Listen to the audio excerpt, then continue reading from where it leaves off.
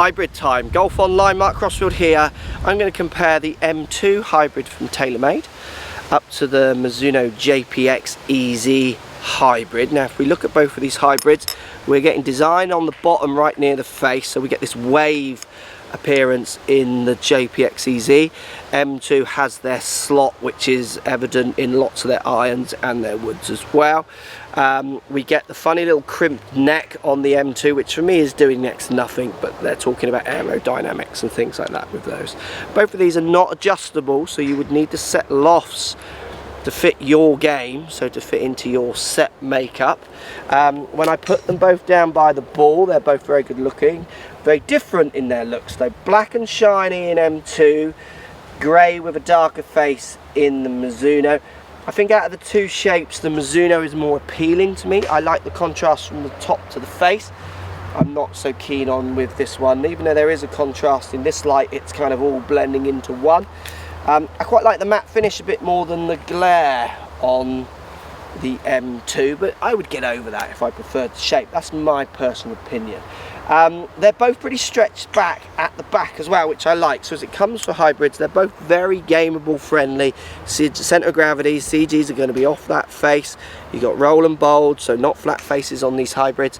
When you're misstriking these, certainly for me and for many golfers, going to be a lot more friendly than those long irons. Let's see how they feel when I hit them. So JPX EZ sits very square down by the ball. I like the contrast from the grey to the black face. Makes quite a tingy sound, which I don't mind in a hybrid, so it sounds like a little fairway would. I'm really loving the Mizuno lineup line on the top. I think that's quite funky in itself. I don't think it's going to save me any shots, but I do quite like the look of it. Let's give it another hit. Very easy to launch this one. This one could very easily go in my bag, to be honest. I do like the shape of this.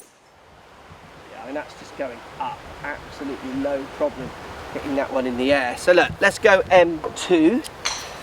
Let's see how this one feels. I'd be interested to see what it sounds like, or hear what it sounds like compared to JPX. JPX was quite tingy, so a high-pitched ting as you hit it.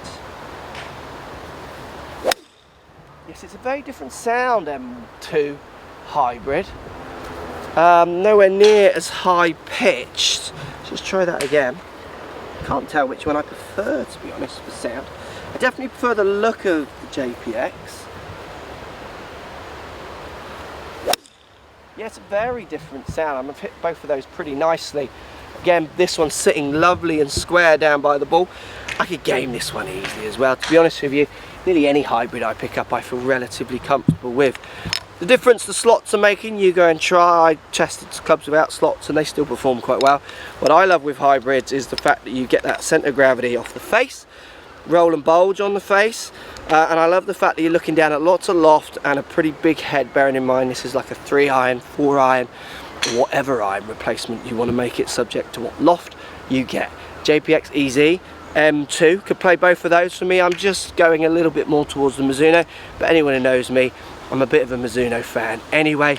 Not to take away from that TaylorMade. I'm sure there's plenty of people out there who would prefer that one. Go and try myself.